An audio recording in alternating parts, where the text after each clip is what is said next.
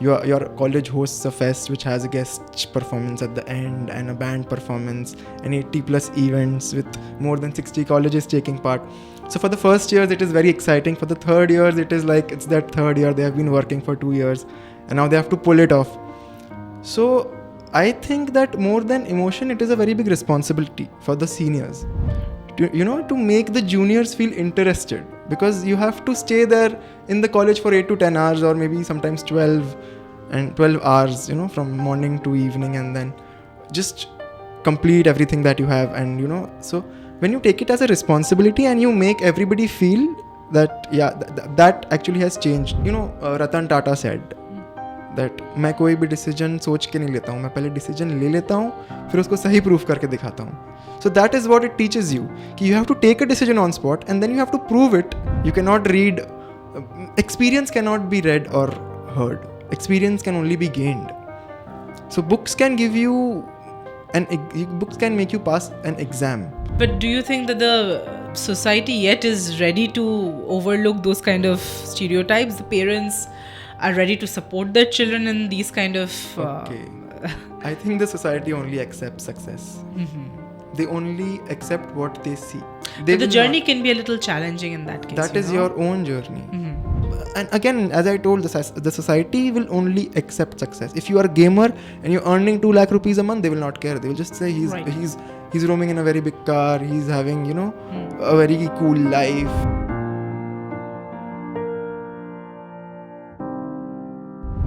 Welcome to a new episode of Student Voice Matters. This is your host, Sonalika Goswami. And today, we are going to talk about some unspoken student life balances and hard works. Many colleges in India host grand-scale events throughout the year, but there are some colleges who might be more academic-oriented. One college, though, that strikes out to set a perfect example between hosting grand-scale events like Umang while also maintaining an academic excellence is Bhawanipur Education Society College. Today, we have with us Rishi Agarwal, our guest, who is the chairperson of the sponsorship department at BESC and is the heart of making all these events happen. Hi Rishi, welcome. Yeah, thank you so much for that amazing introduction.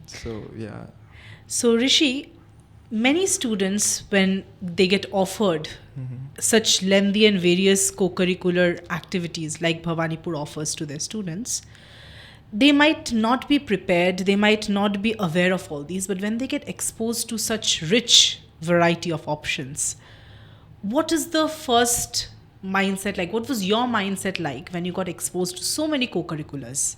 See, what generally happens is that students are not told to do these things. They choose their own, genre of work. Suppose somebody is a good public speaker, so he'll find a public speaking, course or club. For example, I thought that I'm a bit of a marketing person, so I just found out the best place for myself.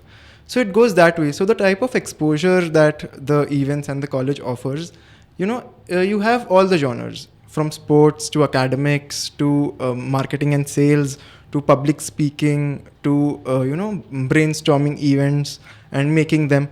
So what happens is that students generally choose their own genre. So they are already on a way to learn and they are keen to learn their own part. So without that, you won't be able to make it a success. If somebody is not interested in something, then you won't be able to generate interest. And students who are interested join their own clubs and then they are properly taught that what happens. It is a total, it is dominated by the seniors and then it is passed on to the juniors. And without that, a legacy is created basically. So that is why everybody is involved and in loops. But in India, most of the parents, what first they want for the kids is academic excellence. They are sending their kids to college, or the kids are themselves getting into these colleges based on merits. And most of them are academic oriented, like they want to excel in their academia. They want to make a good career out of the college, right? But even if they do have a lot of options and they do have interests, like you mentioned, in certain co-curricular fields, they might still be worried if this is hampering their studies. So in that case, they often find themselves trying to juggle between the both. So how did you manage, or how do you think students manage or balance? What is their, how does it go for them? See, honestly, it is very difficult to manage both the things together. All the events and the co-curriculars and the academics. But what happens is that students who are freshly out of school, and school is a place where 80% or 90% of the focus is on academics, and then in the name of co-curricular, we just have basic sports and physical activities. So this type of exposure that we get, it prepares us for the future, future opportunities basically.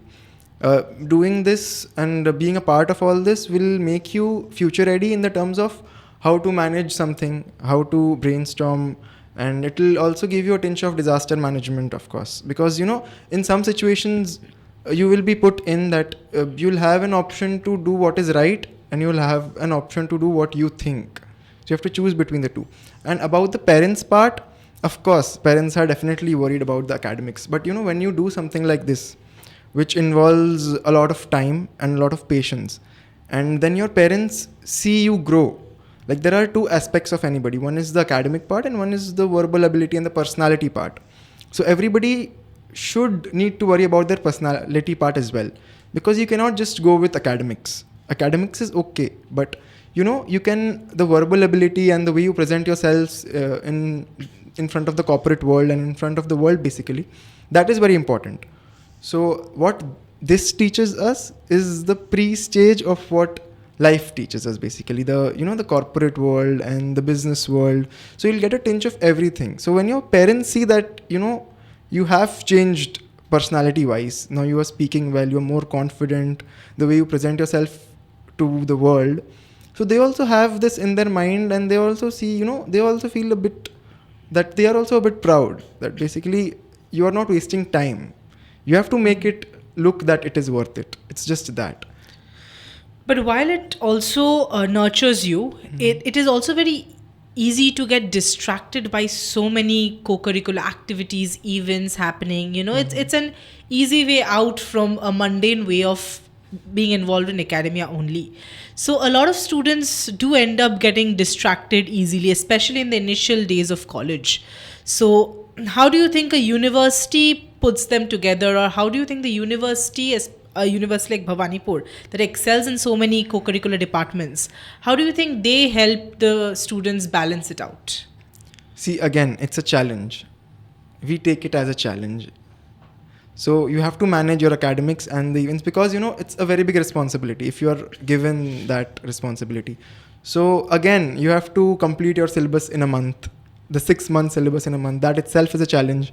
And all this, the event part, it teaches us that you will find a way if you try to. But what I mean is, how is the administration helping you balance? Because this is a challenge for you, but how are they helping you overcome this challenge? Because I feel like if once the teachers, are in position, the professors are in position to guide you, that also brings in a lot of confidence within you that, I have somebody to help me. Even if I'm investing in here, if I show a little bit interest in the academic part, I will find the ultimate help from them. So how does they play a role? So what happens at the Bhawanipur is that the professors are excellent and they are very, very supportive, So you need to have a backup. Like, the professors are the biggest backup, of course, but you need to go to them, and you just need to tell them that I need help. And I have this much of time, and I have this much of syllabus left. So that happens in school as well. All professors are good only, but there are your favorite ones, and you have your favorite professors, and some professors think that you will be able to do it, and they are keen to help you 24/7. So that is what happens in the college part as well. So there are professors who are keen in helping you, who know that the college is somewhere dependent on you for some work. So they also let you expand your boundaries, and they also tell you that, okay, we'll help you. This is how it is done. This is how the pattern is. This is what you get. These are the frequent questions, and this is what you need to know. You need to build this type of IQ.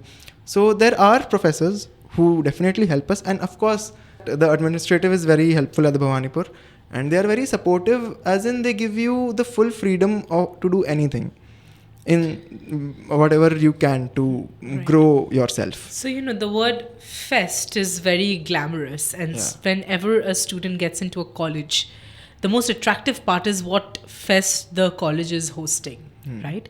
And when it is a fest at the length of Umang or similar other fests, students want to be a part of it. But what remains unspoken is the effort that goes behind organizing these events, right? Definitely. You are the chairperson, but I'm sure you didn't start off as a chairperson. You started from the work, Yeah. right? So, were you aware that you had to do that length of work before the actual day of the fest? Not really, but Yeah. So, so when you became a part, what was your instigator? What kind of pushed you to get involved in the making of the event? And how did your idea about an event differ from when you started to when you actually did organize the first event? Okay. So basically, when I joined the team, I was very fresh, of course. What my aim was to, enjoy the college life in whatever possible way. So I joined it with one of my friends, and, the type of atmosphere we work in is a very healthy atmosphere. Like about 100 to 150 people working together and, spending time together and having fun and with work, actually. The main part, when I started with the fest, Umang, everybody thought that it is very important for the college. For the third years, it is an emotion, and then for the first years, it is a part. It is very exciting to know that your college hosts a fest which has a guest performance at the end and a band performance and 80 plus events with more than 60 colleges taking part. So for the first years, it is very exciting. For the third years, it is like it's that third year they have been working for 2 years, and now they have to pull it off. So I think that more than emotion, it is a very big responsibility for the seniors to make the juniors feel interested, because you have to stay there in the college for 8 to 10 hours or maybe sometimes 12 hours, from morning to evening, and then just complete everything that you have. And, so when you take it as a responsibility and you make everybody feel that, that actually has changed the definition of fest that you were talking about. How much time does it exactly take to make this event happen, like the entire preparation? I think the preparation, the Umang ends on 29th of December, generally, so from the past 2 years. And the preparation starts from March, April, I think. So more than 6 months More than of 6 preparation, months. correct. The kind of data that we handle, to sort that data, it takes a lot of time. So 6 months, which means more than one semester of dedication. So in your case, and I want to know your case specifically, how did you manage between the classes? What was your attendance like? Because attendance is also a big factor in colleges. Definitely attendance is a very big factor. You just have to try and be on the mark. So you just have to make yourself just enter the green zone. But then again, you have to, like professors give out notes and there are so much thing that you have to be on loop. Yeah. How do you manage between the classes? How do you catch up? See, that is what they teach us. If you're working 5 months for an event, like that is for yourself. That is not for the college. If you're working in an event, if you're working 6 months for anything, that is definitely for yourself. You're working for yourself. Either it's your responsibility, either you're having, fun in working with your friends and with the people you want to work with. So it's definitely for yourself. And the rest of 1 month that is left, 1.5 months. So you get to know the prior dates of the exam, right? So academic part, you have to, be very thorough with. So how did you balance? I'm not talking about you. What did you do? I was, Or what have you been doing for now that you are the chairperson? I'm sure your responsibilities are way more. Yeah. So now how do you balance between academics and this? See, you just don't have to lose the touch. That is what we are taught. The administration teaches us that, once you are completely out of touch, then it is very difficult to catch up.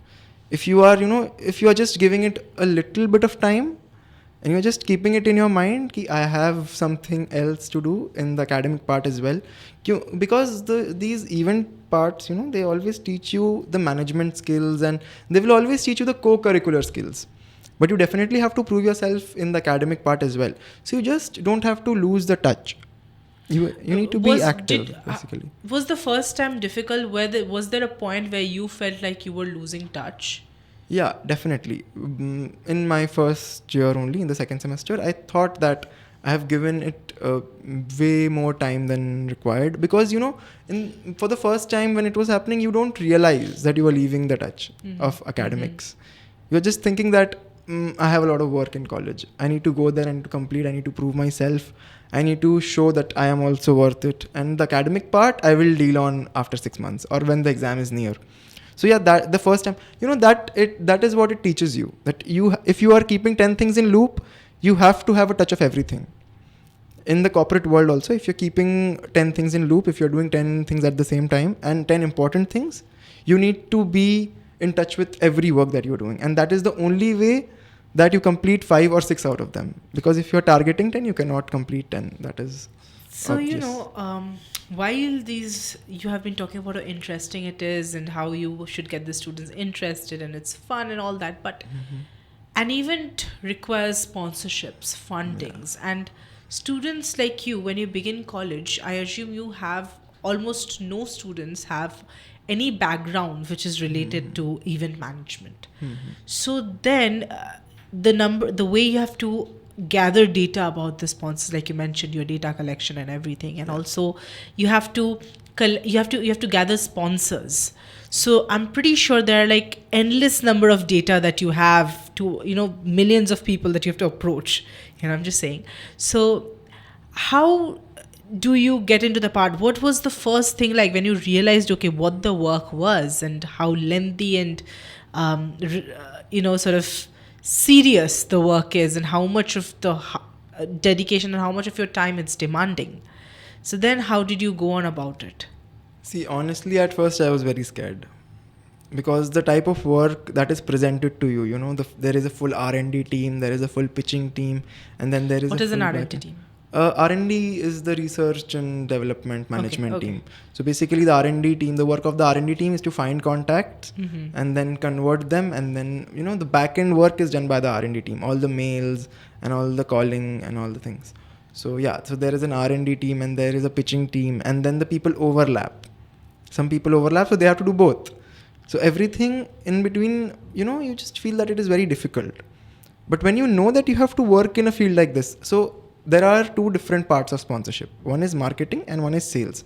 So marketing tests your mental ability, and sales obviously tests your patience. So you just need to find the right guys. So, but how was your experience like? Like when you started, what did you realize? Like, what did you learn? What was your takeaway from there? See, I was a very shy person, honestly. I thought that I have a lot of potential. I thought it. But I was a very shy person. I was afraid to speak. I just thought that, maybe if I speak something wrong and maybe I thought that I was very weak at personality, but I have a lot of potential to develop it. So I thought that this place, the department, it is the best place to develop yourself, because you are given so much of work, first of all, and then you are exposed to so much of, corporate communication that enhances you. And the best part about it is that nobody will tell you, but nobody knows what you've spoken. So if I am approaching you as a company and I have spoken something which is not correct and which is wrong, I will learn it. It will be a good experience for me, and nobody will know it that I have ruined the deal. It only stays between me and the company. So, but it's very surprising that students with no background in marketing or sales are able to pull off this event year after year, and these are freshers. So as a chairperson of the department, when you it is also like, or you already mentioned that it is sort of also an experimental scope for you, right? Because even if you ruin a deal, you're not on any target like a corporate world, right? So you get that flexibility. But as a chairperson, now that you see the freshers coming, and in your time you were very scared, so how do you like relax them while also putting them in the right route? How do you do that? See, relaxing them is very important, first of all, because you as a senior can see that the people who are excited and the people who are here to only have fun. You can make it out. Yeah, how do you put their mindset to become like start working? It's not just only fun. So first of all, you have to tell them about the benefits. It's the only way out to attract What are the someone. benefits like? The benefits I just told you. The personality of the person, it just changes. You can be an extrovert from an extreme introvert, because it opens you to the world. Some people are scared of talking. Some people are scared of, they have this thing that I don't walk properly, or I don't talk properly, or a lot of things that I cannot make an Excel sheet. So you have to teach them that an Excel sheet is not a very difficult thing to do. You just need to know that it is easy. And once they find that it is easy, and once they find that it is interesting, and then they take it up as a responsibility, then everything falls in line. So basically, the best thing that you can do is tell everyone that, first of all, I am dependent on you. I cannot work without you guys. So you have to make an individual feel the responsibility, and everybody should feel that they are worth it. So they should feel that this person is dependent on me, the college is dependent on me, so I have to prove myself. I have no other option. And then where they lack or where they need your help, you just have to go and then give a push.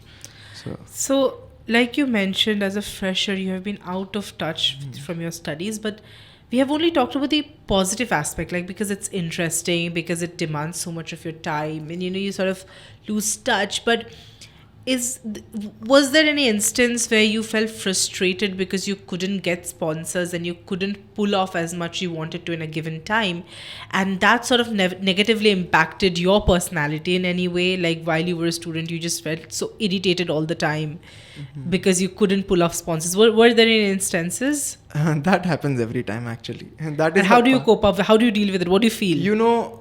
It's not just about me as an individual, it's the whole team who gets frustrated. But you need to sometimes you need to channelize your frustration as a challenge and as a motivation to work hard.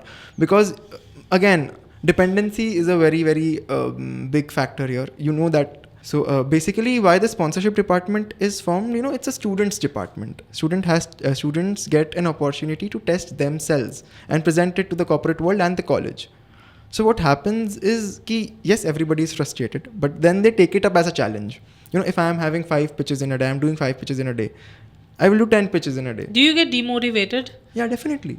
And what is your source of motivation? Do you sometimes ever feel like, leaving it all out and just going and sitting in your class and being like, let me just focus on academics? Yeah, it happens sometimes, but as a junior, as a normal, when I was a volunteer, and then I thought that, I should leave it. And what will it be worth it after 2 years? But as a senior, I think that my frustration and my emotions, it depends. And my emotions are, the team depends on my emotions. That is what I think. So if I am frustrated about something and I go and I shout at them, and sometimes they will understand, sometimes they won't. So you just have to be calm, and you just have to tell them that, things are not working out. We need to change the plan. We should have a plan, and we should pivot from here. We should not do things that were done last year. You also talked about the fact that it teaches you disaster management. Talk a little more about that. Like, have you faced any sort of crisis? Okay, definitely. Which you as a student thought that, okay, probably this is way beyond me, but you were able to then manage it all. See, disaster management... See, the event on day, if you talk about the on-day event, we have 4 days and we have 80 plus events with more than 15 venues and 60 colleges and 16 stall setups with, so the huge, yeah. Yeah, it's a huge thing to do. So disaster management is basically you have to tackle your own situations. Because on an event day, nobody will come to help you. Right. Everybody is busy in their own work. Difficulties might come up anytime. Yeah, difficulties. So things might not always go according to your plan. What that tests is your, your own brain strength.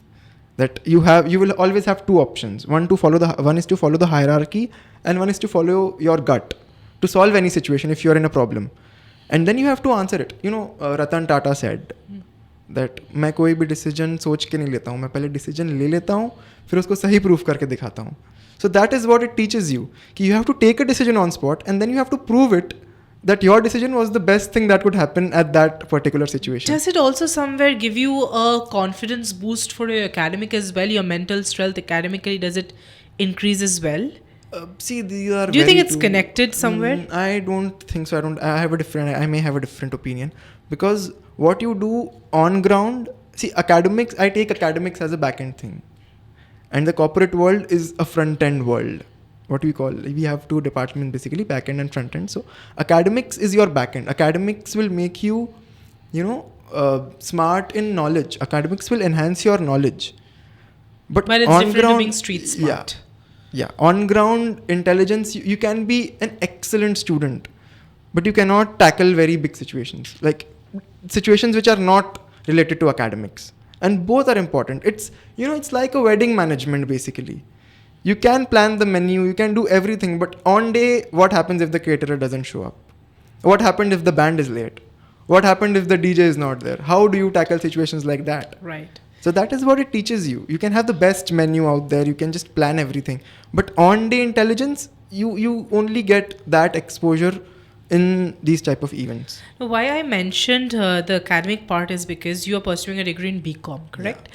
So do you think being a part of this marketing and sales and being a part of this event management or being a chair boosts your academic profile with BCom somewhere? Do you think it's helping you enhance your degree?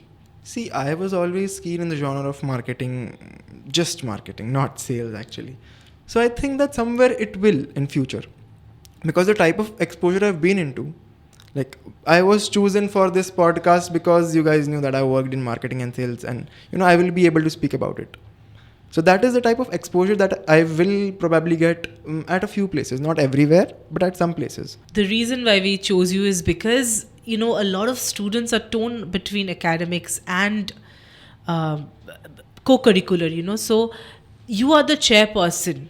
Right. And so you are there probably because I assume that you have done an excellent job in event management while also maintaining a good academic record. The people who are responsible enough to hold events like these are responsible for themselves also. Exactly. So I think it comes along, right? It comes along. So that is why we chose you, because we want you to say that, how did you get to this position that you are? How are you the chair? So how did you do this? How did you maintain a good academics? You did talk about it, but then what made you stand out? What made you the chair? See, academics and co-curricular are two very different things. I think that I don't know what made my heads choose me, but I think that I was very good at managing teams. I genuinely think that as a good head, you don't need to work very hard. You need to make people work very hard. As a good as a good fresher, you need to work hard. You need to learn everything. So that is what I did when I was a fresher. I learned everything. I was in the R&D department. I was in the pitching department. I had done the paperwork as well. So I have learned everything. And then when I was a senior, then my senior thought that maybe I was the best choice for the department, because you can manage everything. So anybody in any department who falls off track, you can help that department. And talking about academics, it is very different. Once you enter when you enter the world of co-curriculars and you enter the world of events, then you will realize that academics, you can manage it. It's not until and unless you are doing a postgraduate course which decides your career. But for some graduates, their graduation degree itself decides their career, like something which is too industry oriented.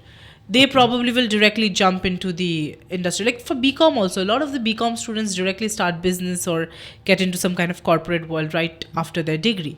So in that case, academics might be equally important to them.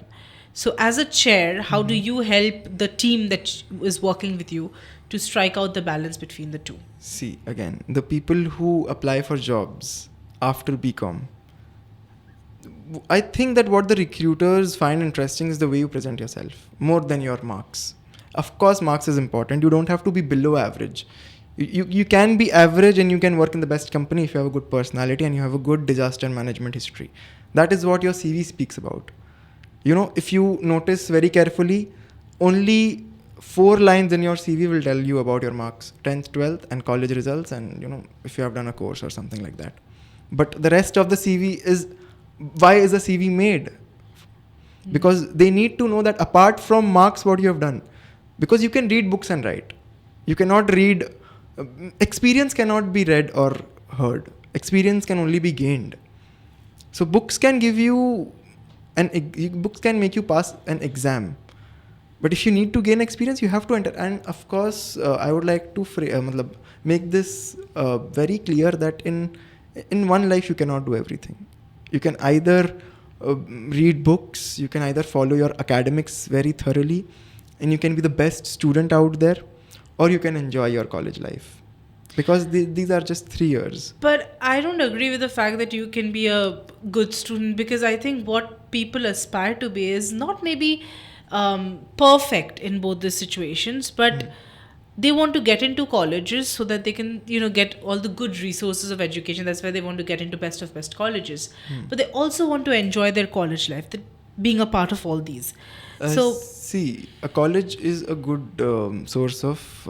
I think you told a college is a good source of education. A good source of higher education. They want to get into a good college because they want to be provided with excellent faculty who can, give them exposure of the theoretical world as well as practical. Yeah, but I think being a good college or being a very resourceful college doesn't only indicate to education or academics. Yeah, but I mean, you said that either you can be very good in studies or you can be very good in your co-curriculars. I think people can balance out the both. Don't you think? I mean, not being perfect or excellent in one department, but they can, be good in both. See, out of every 2 things in life, you need to choose one. Every 2 things in life. That is what I think, and that is what I believe. So if academics and events, and if you choose academics, so you have to be a little low on events. You cannot be fully active. And if you're fully active in your event part, then you cannot be fully active because you have you just have 24 hours in a day. I have seen students do very good academically, whereas also taking responsibility of these big things. I agree with what you said, is somebody who's responsible enough for carrying out such big industrial events, like such big events, will also be responsible enough to make sure that the academics are in good standing. Definitely. So what do you have to say about that? Because I feel like you yourself are sort of, contradicting the 2 statements. So then what do you have to say about that? About without choosing? Because did you have to really choose? Did you sit and choose, or was it like a flow with which you managed? It goes with the flow. And of course, being responsible doesn't mean a 9 CGPA. Even a 7.58 works. Of course. Works very, very well. Yeah. So what I was trying to say is, we are responsible. Yeah, we are responsible. But the thing is that, we need to channelize our time. For example, I am amazing in working in an event. And I am the best person out there. But I'm not very good in academics. That is where Bhawanipur differs from the different colleges. You need to give people equal opportunities. You don't need to be good in academics to prove yourself that you are good in any other field. Suppose I'm a very good speaker, for example, and I want to lead the public speaking department. For that, I don't need to score a 8 CGPA or a 7. I can have a 5 CGPA. Right.